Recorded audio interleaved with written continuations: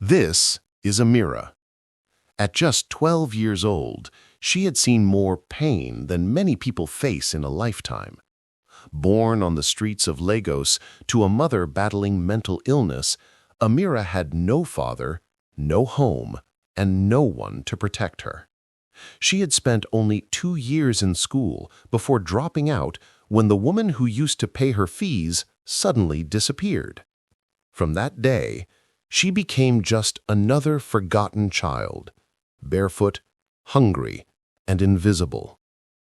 Each morning, Amira sat beside her mother, Rashida, near the market gutters, begging for coins. Rashida would sit on the ground, humming old songs and talking to people who weren't really there. Her wrapper often slipped off one shoulder, her eyes unfocused, her words scattered. "Is this a dump site?" a market woman once shouted at them. "You and that mad woman should go before I pour water on you." Amira didn't reply.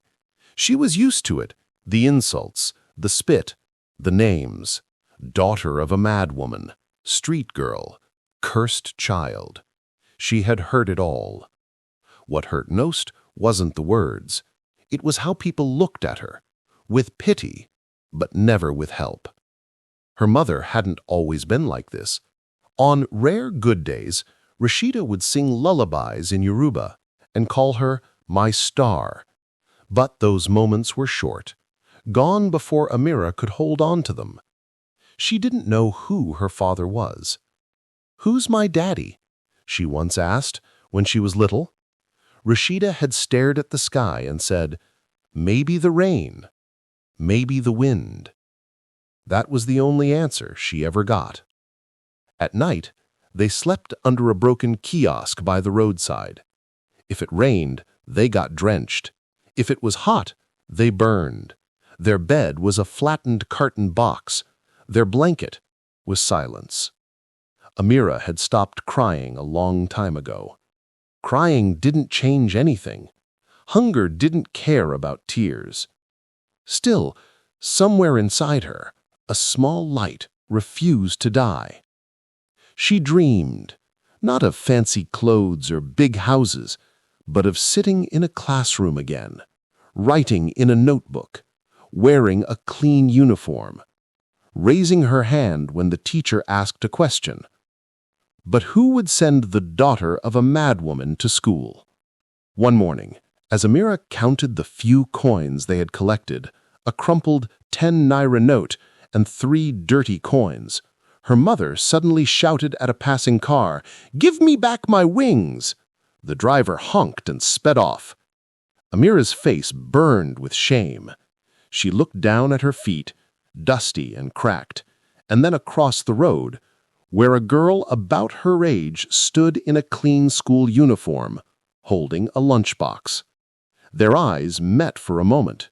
The girl looked away quickly, whispering something to her friend, before they laughed and walked off. Amira turned back to her mother, who had begun singing again.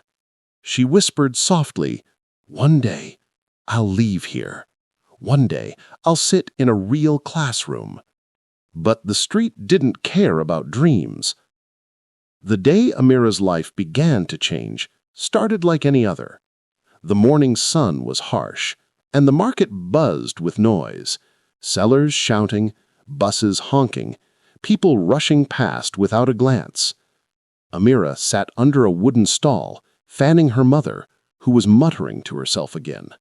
They hadn't eaten since the previous day. Her stomach growled, but she ignored it. She was used to that too. Just then, a woman stopped in front of them. She looked different from the others, not because of her clothes, but because of her eyes. They were calm, kind. "Hello, my dear. What's your name?" Amira hesitated. Strangers usually didn't talk nicely. "My name is Amira." "That's a beautiful name. Where's your mother?" Amira pointed to Rashida, who was now laughing and clapping her hands to a rhythm only she could hear. "Oh." The woman's face softened. She crouched down beside Amira. "Do you go to school?" Amira shook her head. No, Ma. I stopped a long time ago. Would you like to go back? Amira blinked. No one had ever asked her that. Yes, she whispered. I want to learn again. The woman smiled, a smile that felt warm, real. My name is Mama Tenny. I run a small foundation that helps girls like you. Would you like to come with me? You'll have food, clothes, and school. Amira's heart pounded. She glanced at her mother, still singing beside the gutter. But what about Mama? Mama Tenny looked at Rashida with compassion. We'll help her too. There's a hospital that can care for her. Amira wanted to believe it. She really did.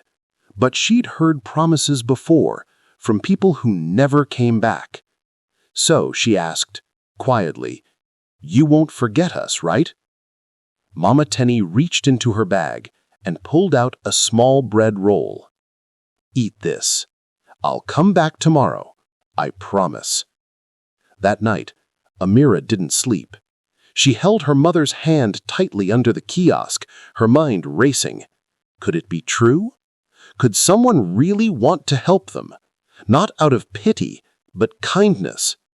When dawn broke, she waited and waited. Hours passed. The market filled up again. The air turned thick and hot.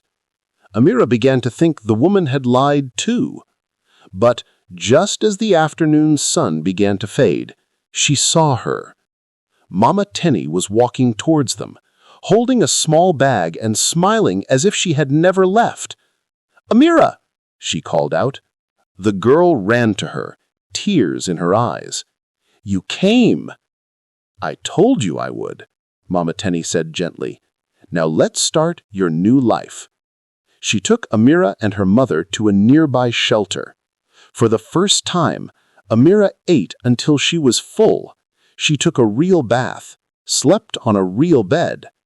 The next morning, she woke up to the sound of children laughing and a uniform folded neatly beside her pillow. Her own uniform. Amira pressed it to her chest, tears rolling down her cheeks. She whispered, Thank you, God. You didn't forget me.